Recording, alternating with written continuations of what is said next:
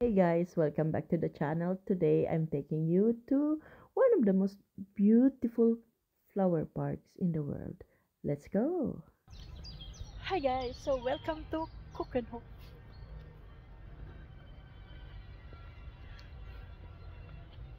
Keukenhof is in Liese, about 40 minutes from Amsterdam. You can take a train to Schiphol Airport, then a bus straight to the park. That's super easy. And it's only open 8 weeks a year, usually from mid-March to mid-May. And the best time to visit is mid-April when the tulips are in full bloom. Keukenhof has 7 million flowers across 32 hectares.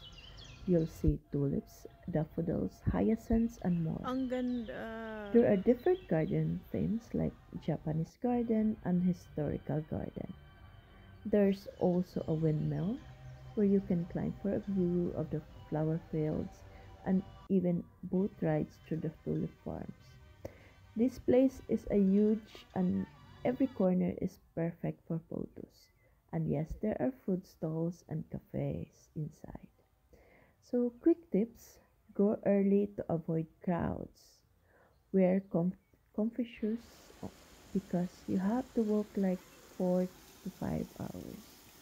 Bring water and charge your phone so you can take so many pictures. Ang ganda. Wow.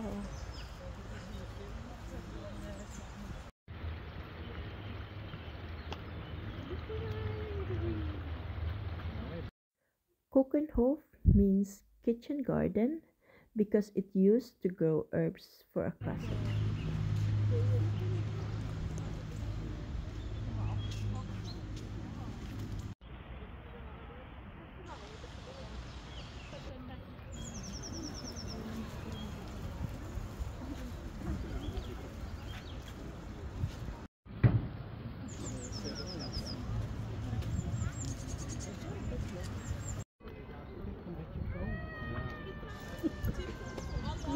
Look at it.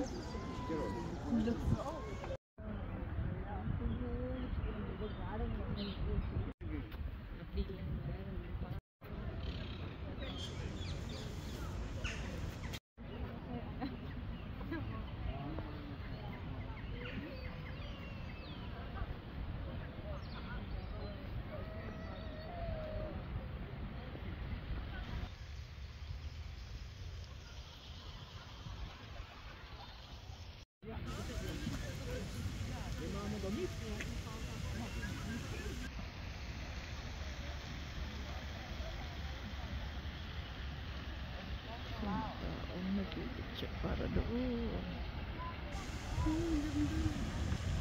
Ganda. Hindi. Mahulog ka pa dun eh.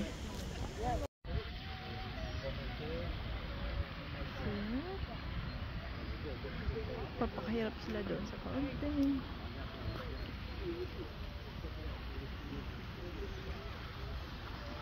Isap namang maliit na fountain doon.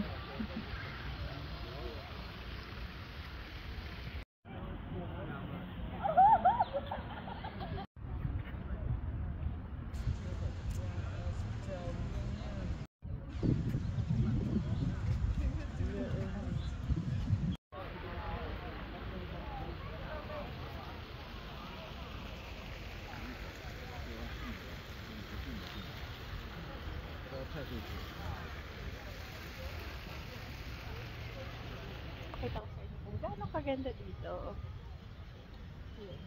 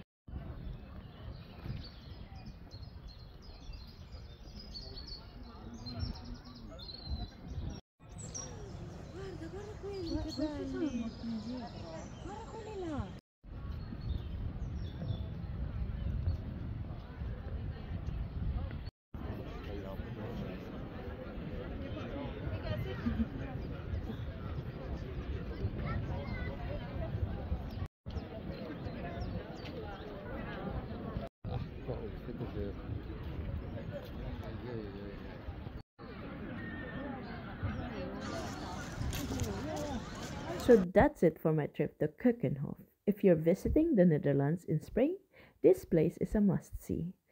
Don't forget to like, comment, and subscribe for more travel spots. See you in the next one. Tot ziens!